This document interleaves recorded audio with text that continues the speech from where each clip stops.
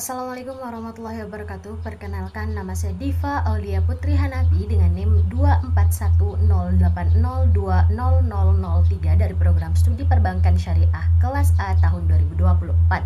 Hari ini saya akan menjelaskan terkait materi peradaban Islam pada masa Khulafaur Rasyidin. Untuk yang pertama, Khalifah terdiri dari 4 orang. Yang pertama ada Abu Bakar As-Siddiq. Nama lengkap beliau adalah Abdullah bin Utsman bin Amir bin Amr bin Ka'ab bin Sa'id bin Taim bin Murrah al-Tamimi, yang lebih dikenal dengan Abdul Ka'bah di masa jahiliyah.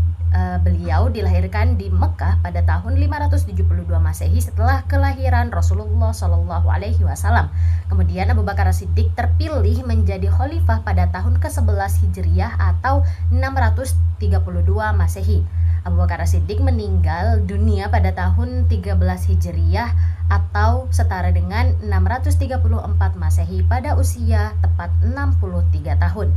Selanjutnya, Abu Bakar As-Siddiq pada saat menjadi khalifah, Nabi tidak meninggalkan wasiat tentang penunjukan seseorang yang akan menggantikannya. Ansor dan Muhajirin berkumpul di tempat Sakifah Bani Sa'idah, sebuah tempat yang digunakan sebagai pertemuan dan musyawarah penduduk kota Madinah. Golongan Ansor mengusulkan Sa'ad bin Ubadah pada saat itu. Kemudian Abu Bakar meminta khalifah dari golongan Muhajirin dan mengusulkan Umar bin Khattab atau Abu Ubaidah bin Jarrah. Umar dan Abu Ubaidah menolaknya dan keduanya justru balik menunjuk dan memilih Abu Bakar pada saat itu. Kemudian pada masa Abu Bakar As-Siddiq terjadi perang Riddah, yang dimana 3 golongan pembangkang yang muncul sepeninggal Rasulullah Shallallahu Alaihi Wasallam, yaitu orang-orang murtad, orang-orang yang enggan membayar zakat dan nabi-nabi palsu. Semua golongan itu diperangi sampai kembali kepada kebenaran. Perang ini disebut dengan perang Riddah atau perang melawan kemurtadan. Perluasan wilayah pada saat Abu Bakar melanjutkan perluasan wilayah ke daerah-daerah Syria di bawah kekuasaan Romawi pimpinan Kaisar Heraklius. Perluasan tersebut dipimpin 4 orang panglima perang, yaitu Yazid bin Abu Sufyan di Damaskus, Abu Ubaidah bin Jarrah di Homs, Amru bin As di Palestina, dan Surabil bin Hasanah di Yordania. Kemudian pembukuan Al-Quran pada masa Khalifah Abu Bakar melihat para penghafal Al-Quran ikut perang Riddah dan sebagian menjadi korban. Umar bin Khattab mengusulkan supaya mencatat semua hafalan Al-Quran. Abu Bakar ragu dengan usulan Umar karena Rasulullah belum pernah melakukannya. Pada masa Rasulullah, tulisan-tulisan Al-Quran belum dikumpulkan satu mushaf tetapi masih berserakan. Akhirnya Abu Bakar menugaskan Zaid bin Thabit untuk memimpin pengumpulan Al-Quran pada masa itu. Zaid berhasil menulis ayat-ayat Al-Quran tersebut dalam satu mushaf. Mushaf tersebut diserahkan kepada Abu Bakar dan disimpan sampai beliau wafat. Kemudian untuk khalifah yang kedua ada Umar bin Khattab. Nama lengkap beliau adalah Umar bin Khattab bin Nafil bin Abdul Al-Uzza bin Rabah bin Ka'ab bin Lu'ay al-Quraisy. Silsilah Umar bertemu dengan Rasulullah pada masa kakek ke-7, sedangkan dari pihak ibunya pada kakek ke-6. Dilahirkan di Mekah pada tahun ke-4 sebelum perang Fajar. Menurut Ibnu Athir, Umar dilahirkan 13 tahun sesudah kelahiran Rasulullah Shallallahu Alaihi Wasallam, terpilih menjadi khalifah pada tahun 13 Hijriyah atau 634 Masehi dalam usia ke-53 tahun.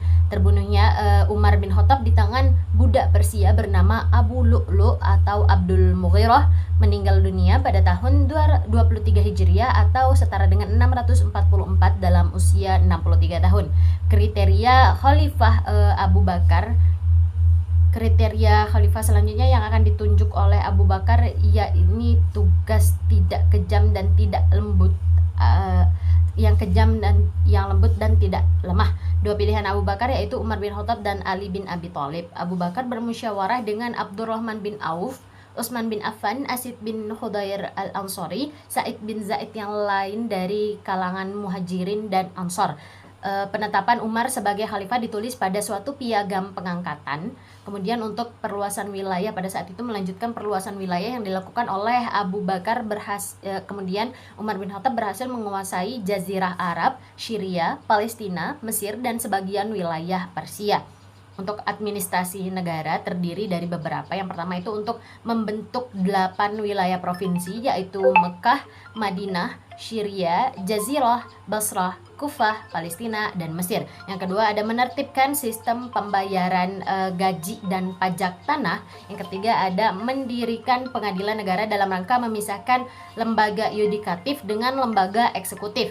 Kemudian yang keempat ada kepala negara dibantu oleh Al-Khatib atau sekretaris negara, dijabat oleh Zaid bin Thabit dan Abdullah bin Arqam. Yang kelima ada membentuk jawatan kepolisian untuk menjaga keamanan dan ketertiban serta menangkap penjahat.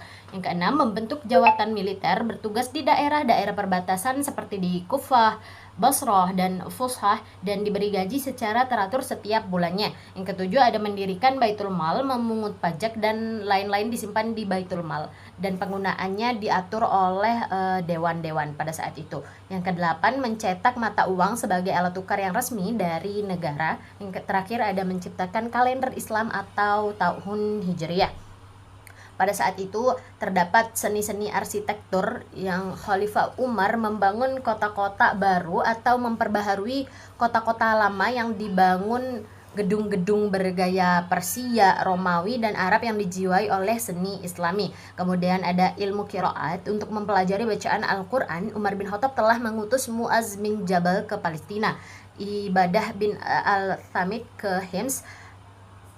Kemudian ada Abu Darda ke Damaskus, Ubay bin Ka'ab dan Abu Ayyub tetap di Madinah. Yang ketiga ada Khalifah Utsman bin Affan. Nama lengkap beliau adalah Utsman bin Affan bin Abu Al-Ash bin Umayyah bin Abdul Al-Syam bin Abdul Al-Manaf bin Qusay. Lahir pada tahun ke-6 sesudah tahun gajah. Menikah dengan dua putri Rasulullah, yaitu Ruqayyah dan Ummu Kalsum. Terpilih menjadi khalifah pada tahun 23 Hijriah atau 644 Masehi dalam usia 70 tahun. Utsman bin Affan terbunuh oleh para pemberontak pada tahun 35 Hijriah atau 656 Masehi dalam usia ke-82 tahun. Kemudian Utsman bin Affan menjadi khalifah itu cerita awalnya, yaitu Umar bin Khattab membentuk panitia 6 atau biasa disebut dengan Ashab al-Sittah untuk memilih penggantinya sebagai khalifah. Mereka adalah Utsman bin Affan, Ali bin Abi Thalib, Talhah bin Ubaidillah, Zubair bin Awam, Abdurrahman bin Auf, dan Sa'ad bin Abi Waqqas. Sesudah Umar wafat, panitia 6 mulai bersidang. Abdurrahman sebagai ketua sidang menetapkan Utsman sebagai khalifah ketiga. Kemudian kebijakan-kebijakan yang dibuat oleh Utsman bin Affan diantaranya mengangkat kaum kerabatnya pada jabatan-jabatan tinggi negara, membubarkan Dewan Pengelola Baitul Mal, tanah rampasan perang atau ditinggalkan pemiliknya di masa Khalifah Umar dijadikan sebagai milik negara, melanjutkan usaha penaklukan Persia, Tabaristan, dan Azerbaijan dan Armenia. Kemudian pada saat Khalifah Utsman bin Affan juga terjadi mushaf Al-Quran. Rasulullah memberi kelonggaran kepada kabilah-kabilah Arab untuk membaca Al-Quran menurut dialek mereka masing-masing. Sampai pada masa Khalifah Utsman membaca Al-Quran menurut dialek masing-masing kabilah sesudah sangat banyak variasi, yaitu dengan berbagai dialek. Hudzaifah bin Yaman mengusulkan untuk membuat mushaf standar bagi seluruh umat Islam. Utsman menerima usul Hudzaifah dan membentuk panitia atau lajnah yang diketuai oleh Zaid bin Thabit. Al-Quran yang disimpan oleh Hafsah disalin dan diseragamkan menurut dialek Quraisy. 6 buah salinan, satu disimpan di Khalifah Utsman, yang lain dikirim ke Mekah, Madinah, Basrah, Kufah, dan Syam atau Syria. Mushaf yang sudah diseragamkan disebut dengan Mushaf Utsmani. Kemudian pada masa Utsman bin Affan juga terjadi pemberontakan karena keluarga Bani Umayyah dan sahabat-sahabat tertentu yang hidup mewah melimpah berkecukupan. Sebaliknya rakyat hidup dalam kemiskinan sehingga menimbulkan kemarahan rakyat. Abdullah bin Saba berhasil menggalang rakyat di Kufah, Basrah, dan Mesir supaya memberontak. Para pemberontak mengepung rumah Utsmani selama 40 hari berturut-turut. Salah seorang pemberontak terkena panah yang datang dari kediaman khalifah hingga akhirnya mereka menyerbu rumah Utsman dan membunuh beliau. Kemudian untuk yang keempat atau khalifah yang terakhir ada Ali bin Abi Thalib. Nama lengkap beliau adalah Ali bin Abi Thalib bin Abdul Al-Muttalib bin Hashim bin Abdullah Al-Manaf bin Luai bin Kilab bin Qusay. Beliau dilahirkan di Mekah 10 tahun sebelum kerasulan Nabi Muhammad sallallahu. Ali bin Abi Thalib menikah dengan putri Rasulullah yaitu Fatimah. Kemudian Ali bin Abi Thalib terpilih menjadi khalifah pada tahun 35 Hijriah atau 656 Masehi dalam usia 58 tahun. Ali bin Abi Thalib terbunuh oleh Abdurrahman bin Muljan ketika sholat subuh di Masjid Kufa pada tahun 40 Hijriah atau 661 Masehi dalam usia ke-63 tahun. Kemudian Ali bin Abi Thalib menjadi khalifah pada saat itu karena Zubair bin Awam dan Thalhah bin Ubaidillah meminta Ali untuk mengganti Utsman. Pada awalnya menolak, namun setelah desakan banyak sahabat, akhirnya Ali menerima dan dibaiat menjadi khalifah di Masjid Nabawi pada tanggal 24 Juni 656 Masehi. Kebijakan yang dibuat oleh Khalifah Ali dengan memecat gubernur yang diangkat Utsman termasuk Muawiyah yang sudah menjadi gubernur Syam semenjak Khalifah Umar, mengambil kembali tanah-tanah negara yang sudah diperjualbelikan kronik-kronik Khalifah Utsman.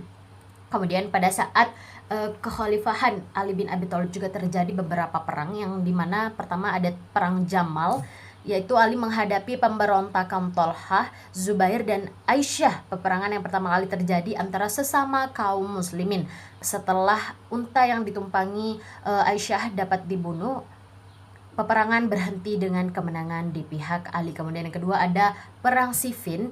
Muawiyah dan penduduk Syam menuduh Ali ikut terlibat dalam peristiwa pembunuhan Utsman. Muawiyah menolak membaiat Ali sebagai khalifah. Muawiyah dianggap sebagai pembangkang dan harus diperangi. Peperangan dihentikan setelah beberapa hari dan akan diselesaikan melalui tahkim.